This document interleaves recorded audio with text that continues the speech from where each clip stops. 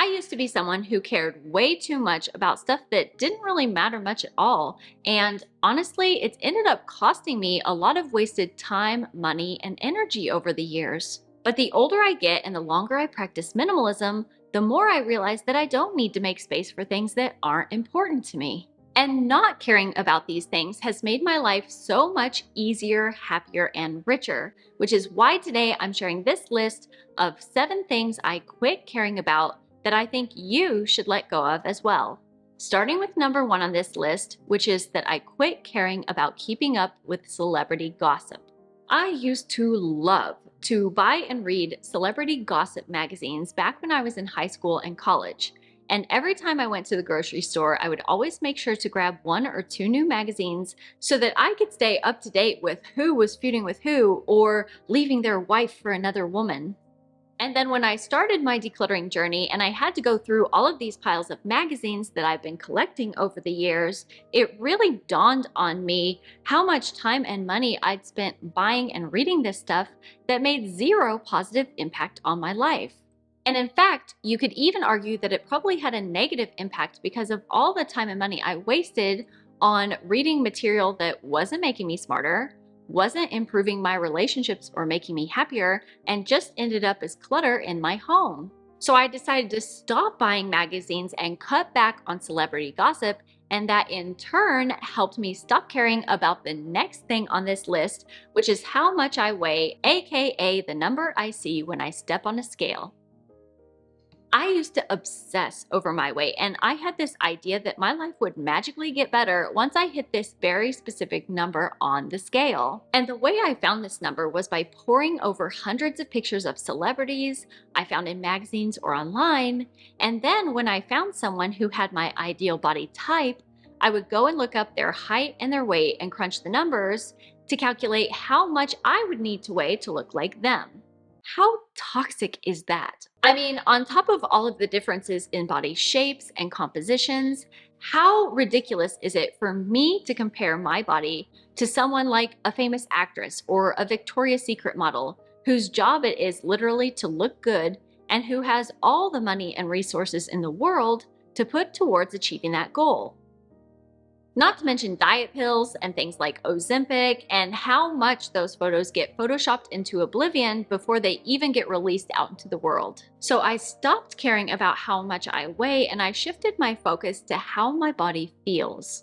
Now, if you struggle with this mindset as well, I want you to know that this is not easy and it's not something that happened for me overnight.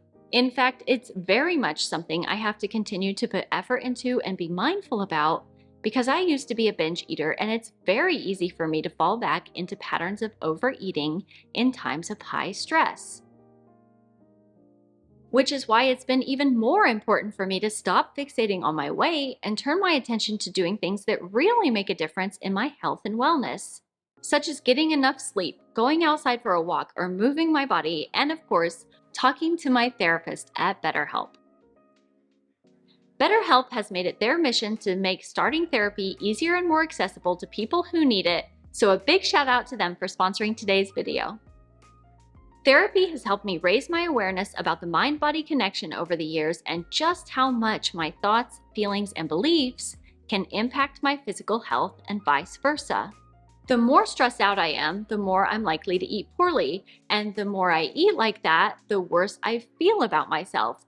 And then that can easily turn into a vicious cycle of stress and overeating. But therapy has taught me how to notice and break out of this cycle with tools and strategies that empower and lift me up instead of dragging me down in feelings of weakness and guilt.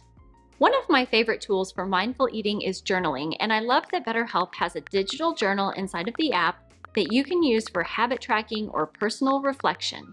To get started with BetterHelp, just fill out a simple questionnaire so that they can match you with the right therapist from their network in as little as a couple days, and you can rest assured that if your first therapist doesn't feel like the right fit, BetterHelp makes it fast and easy to switch until you find someone you do click with.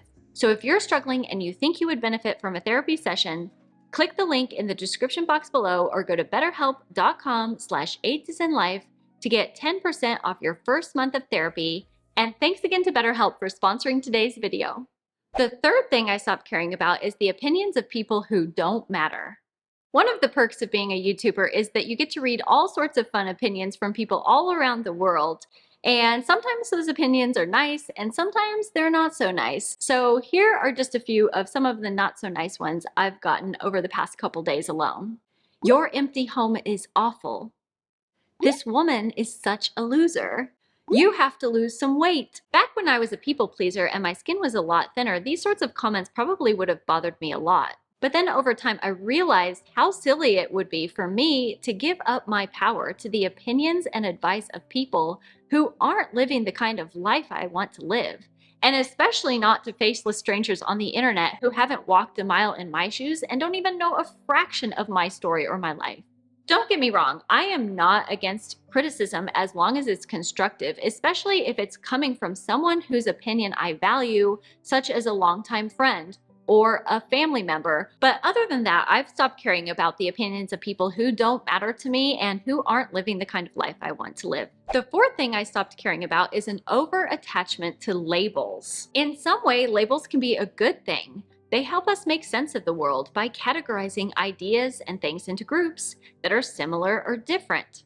But labels can also be harmful if they lead to negative behaviors like stereotyping or limiting beliefs that hold us back. I actually see this a lot in the minimalism and frugal living community, having been a member of such a community for many years myself. A lot of people get so attached to the idea of labeling themselves a minimalist or labeling themselves a frugal person that they find it very hard to step outside this belief and see that not everything is black and white and all or nothing. I literally get comments on my channel where people tell me I can't call myself a minimalist because I live in a house and not a cardboard box. The fact that I own a hair dryer and use electricity to dry my hair instead of just letting it air dry. And people fail to see the nuance of what a real, authentic, frugal or minimalist life looks like.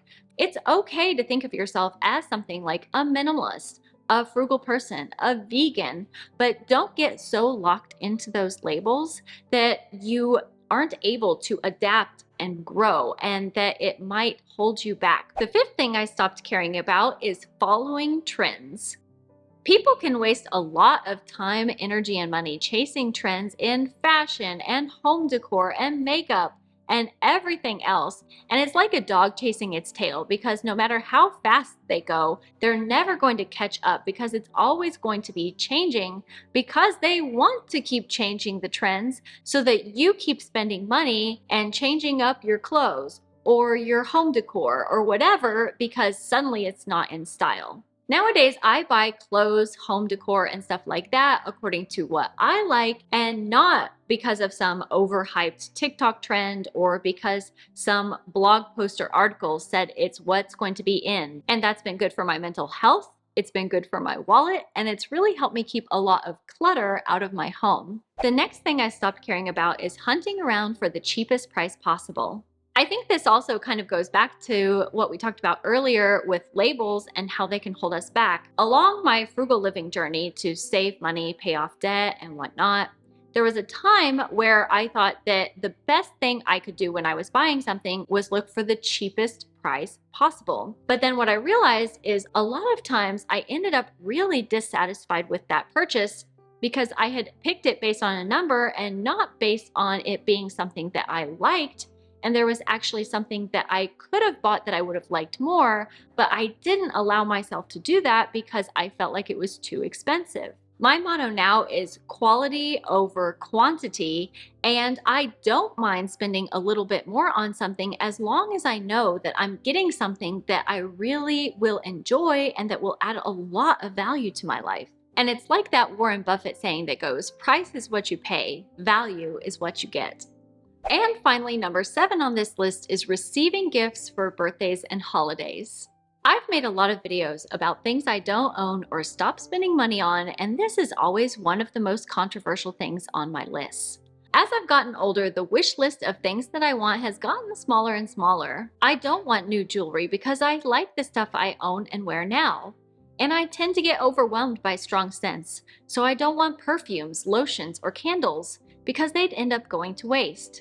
Nowadays, all I really want is a nice dinner and maybe some cake or cupcakes to share with my husband and kids. So that's just one example of how I've shifted my focus away from material possessions and towards things like experiences. And if you want to hear more about that, make sure and go check out this video where I talked about the 40 holiday items that I'm not going to be buying this year. And please be sure and give this video a like and subscribe if you haven't already, or I'll see you next week. Until then, take care.